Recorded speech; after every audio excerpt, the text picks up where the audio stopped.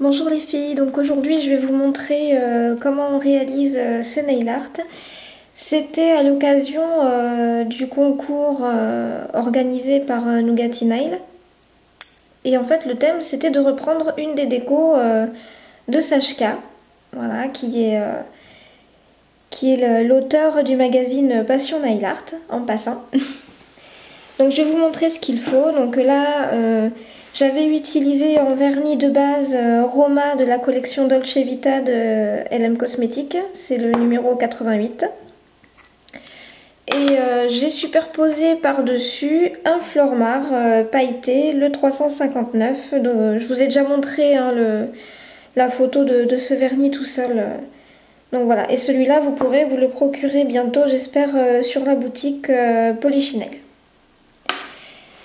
Il faut aussi donc de la peinture noire et un top coat. Voilà, moi j'ai pris celui-là. Bon, à la base c'est un durcisseur, hein, mais je l'utilise en base et aussi en top coat parce qu'il fait vraiment un fini très brillant, il sèche très vite et ça j'apprécie énormément. Donc il faut aussi un pinceau fin et un support, voilà, pour mettre la peinture. Donc on va y aller.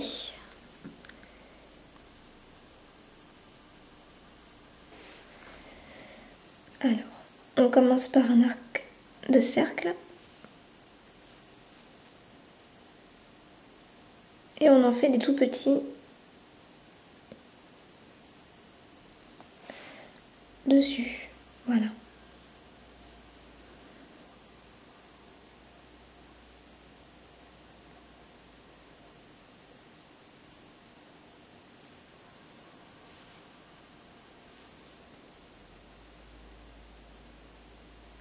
Alors au début, je me disais, oui, bon, ça va, c'est un nail art facile. Eh bien non, en fait, c'est vraiment toute une maîtrise de la finesse du pinceau de détail. Et bon, ça, c'est pas donné à tout le monde. Même moi, ça m'arrive de faire des gros pâtés. Donc, voilà, en fait, c'est vraiment pas un nail art très facile.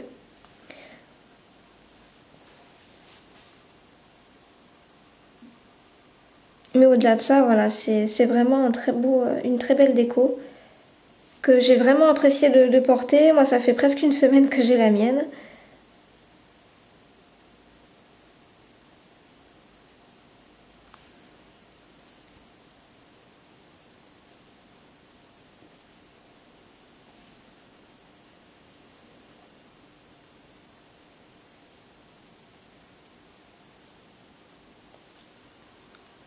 Là, comme vous voyez, c'est vraiment beaucoup de... Alors, en gros, c'est vraiment que du dessin de détail. C'est vraiment pas évident. Alors, pour les traits noirs là, qui partent un peu en triangle, j'avais une astuce, c'est que je mettais des points. Voilà, pour savoir où je devais aller, parce que j'ai tendance sinon à partir un peu de travers. Donc je me suis dit que valait mieux voilà, avoir un petit peu de sécurité, savoir où on va. Voilà, sachant que ces traits-là doivent être plus épais. Donc on peut appuyer un peu plus sur le liner.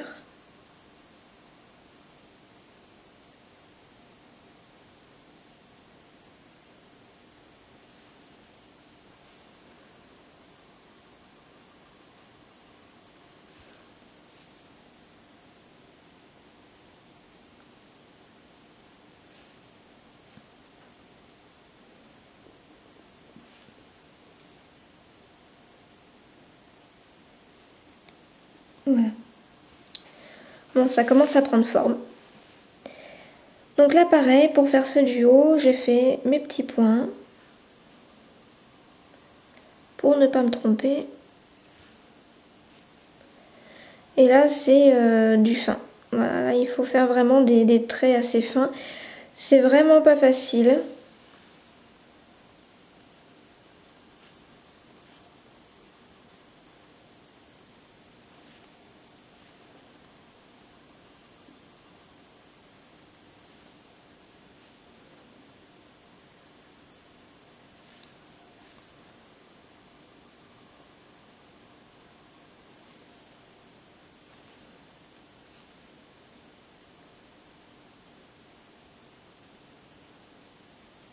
Voilà. Et donc on recommence, pareil, je fais toujours mes petits points pour savoir où je vais. C'est limite de la géométrie en fait. Enfin en tout cas moi je le vois comme ça sur cette déco.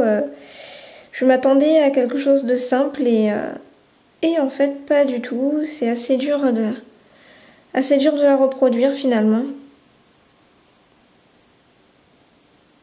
Même si en soi elle paraît simple.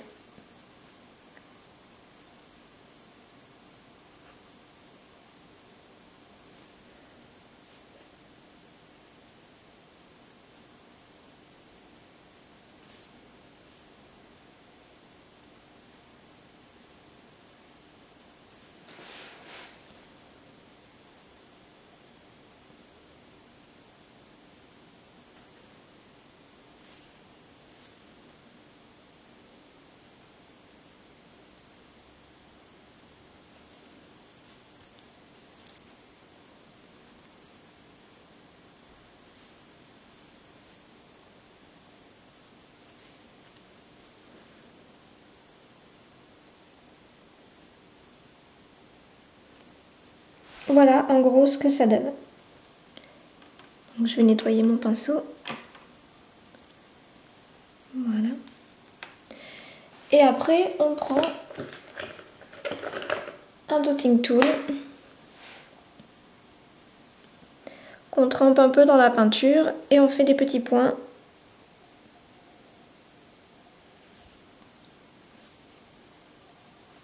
sur les cônes. Voilà, ne pas oublier le top coat. Et là vous allez me dire mais comment j'ai fait ma deuxième main? Ben oui parce que j'ai fait les deux mains quand même. Je ne l'ai pas pris en photo mais je vous montre. Et bien les deux mains j'avais commencé à faire le pouce, je me suis dit oulala catastrophe donc c'était pas possible. Du coup je me suis essayée à une méthode et pour ça il faut un post-it blanc de préférence, c'est quand même plus pratique. Et une feuille de plastique, voilà, qu'on prend pour mettre les feuilles dans les classeurs. On pose le post-it, on pose la feuille, on met une couche de top coat dessus, on fait le dessin. Voilà, moi j'ai remis une couche de top coat par-dessus. Ensuite, donc j'ai pris mon top coat que j'ai remis sur mon ongle.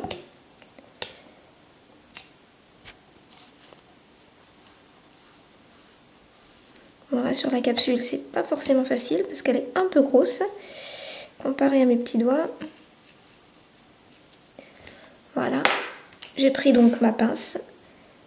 J'ai décollé délicatement le sticker.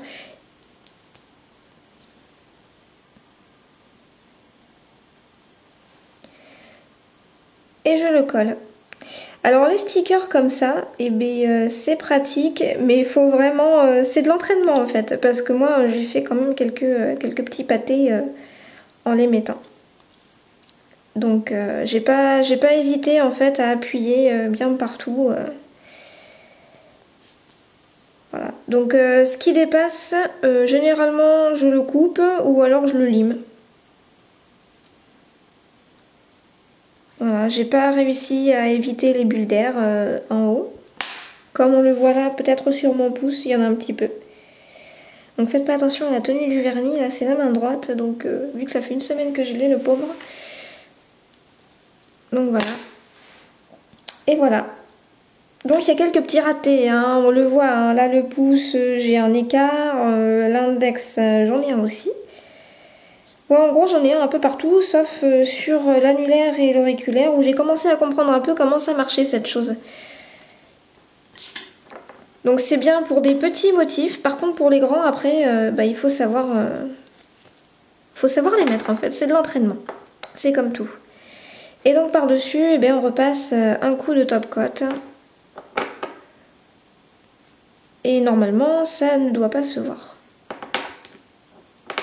Bon, sur mes doigts, ça se voit, enfin, ça se voyait pas trop, en fait, donc ça allait. Et voilà. Et là du coup on a fait les deux mains et la deuxième main avec un peu plus de facilité. Donc la première main, sans compter la pose de vernis, j'ai mis 40 minutes pour faire ne serait-ce que les motifs. Donc j'ai mis à peu près autant pour faire la deuxième et un peu plus après pour coller les stickers. Voilà, ben j'espère que la vidéo vous aura plu. J'avoue que bon, c'est une déco qui est faite un peu plus pour les confirmés, pas forcément pour les débutantes. Ça, je reconnais. Mais bon, après, voilà, c'est de l'entraînement. Même les débutantes, allez-y, hein, si vous faites la déco uniquement sur la feuille plastique pour les coller après, c'est pas gênant. Ça peut faire quelque chose de très très joli aussi. Et voilà, c'est toujours plus facile quand on débute de commencer à dessiner à plat. Voilà, et bien j'espère que la vidéo vous aura plu et que j'aurai le plaisir de le voir sur vous. À bientôt!